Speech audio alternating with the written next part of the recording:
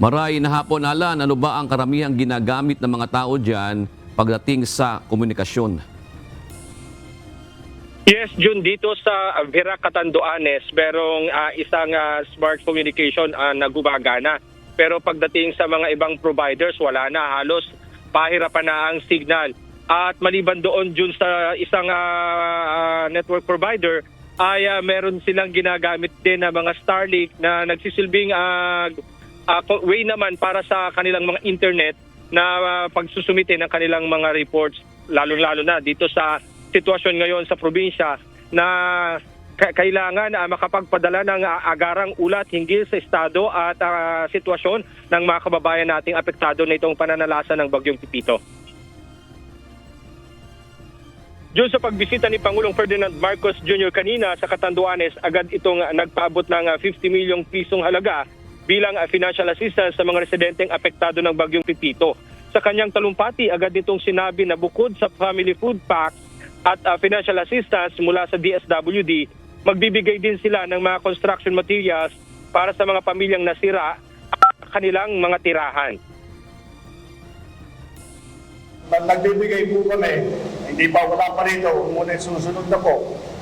Nagbibigay po kami ng mga tinatawag, mga building materials po, mga yero, mga tusbordos, pati martilyo, pati pako, magdadala po kami para kahit pa paano masimula ninyo ang pagpaayos ng mga inyong mga bahay, yung mga damaged na bahay.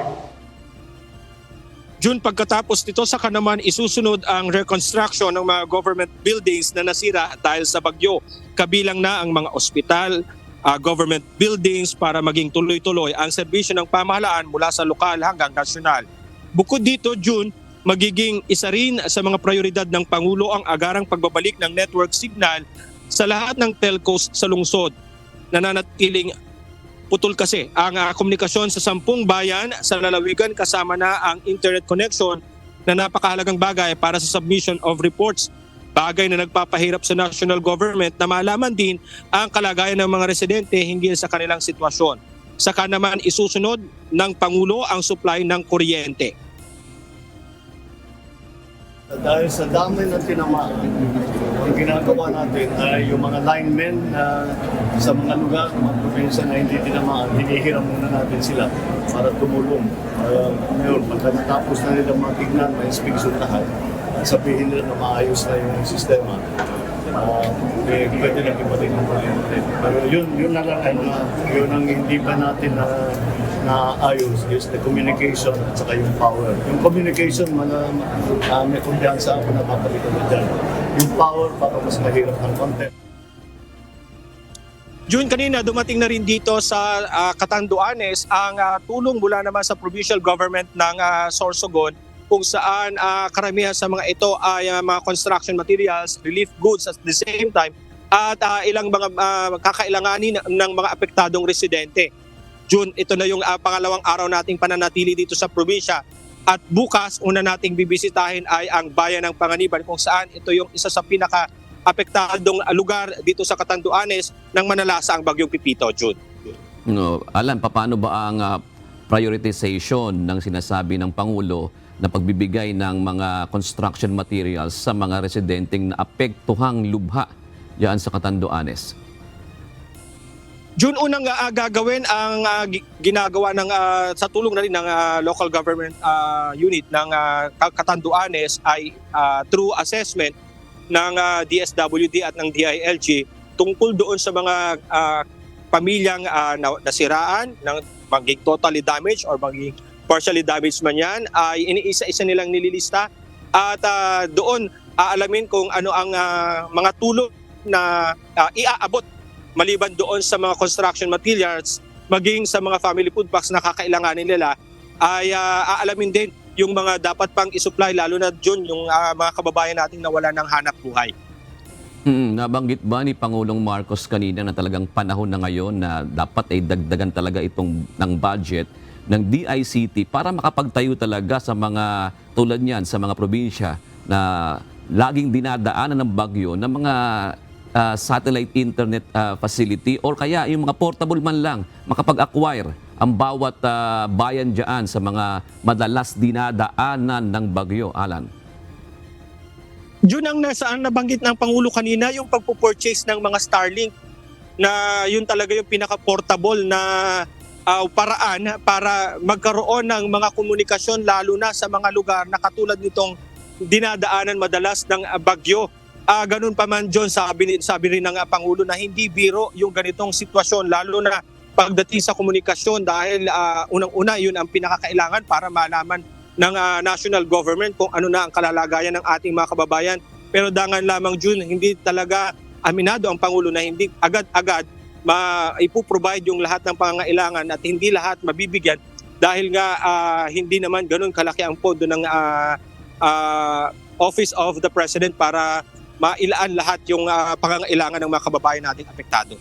Kasi nga, Alan, kung tutuusin, magkano lang naman yung isang unit no sinasabi mong gadget na yon plus yung monthly nun. Kung talagang mapaghahandaan yung mga typhoon-stricken areas o yung madalas daanan ng bagyo, madaling mag-purchase niyan, Alan. Oo, June, tama. Kanina, napansin din natin, dumating din, nakita din natin yung truck ng DICT na nagbibigay ng libreng internet connection. Kaya lang sa sobrang dami, June, hindi rin kinakaya ng provider para mabigyan ng supply ng internet lahat ng mga kumukonekta. Kaya, June, kung base na rin sa obserbasyon natin, talagang pahirapan din yung komunikasyon dito at sa katulad natin sa bilang nasa hanay na rin ng media na nagbibigay ng impormasyon sa mga kababayan natin, sa publiko, pahirapan din talaga ang pagpapadala ng impormasyon, June. O doon sa bandang northern part ng Catanduanes, Alan, kumusta yung mga agrikultura doon? Katulad niyan, hindi naman uubra talaga sa ganyang bagyo yung mga abaka. Alam naman natin, ang Catanduanes, ang number 1 na producer ng abaka diyan sa Bicol region. Alan? June, isa nga ito sa idinulog ng ilang provincial government official dito sa Catanduanes, yung sitwasyon ng mga tinatawag nila dito sa localized term nila na parahagot. Yun kung saan mga abaka farmers ang karamihan doon, June, kung saan ang isa sa mga sinalanta ng Bagyong Pipito ay itong taniman ng abaka na nagpapahirap ngayon sa mga kababayan natin dahil sa kawalan ng hanap buhay dahil sa mga pinsalang naidulot nito. June, aabutin pa ng ilang taon para muli itong makabalik doon sa dati at regular nilang hanap buhay. Kaya ang lapit ngayon ng ilang local government official na mabigyan sila ng alternative na hanap buhay para yung kawalan nila ng pagkakawalan nila ng pagkakakitaan doon sa paghahagot ay mapalitan ng ibang pagkakakitaan, June.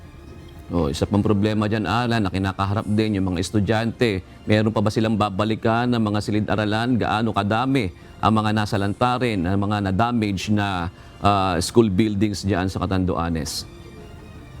June, wala pang ibinibigay na eksaktong tala ng pinsala pagdating sa mga school buildings na nasira. Pero napag-usapan din yan kanina sa situationary briefing na ginawa ng Pangulo sa mga opisyal dito sa probinsya.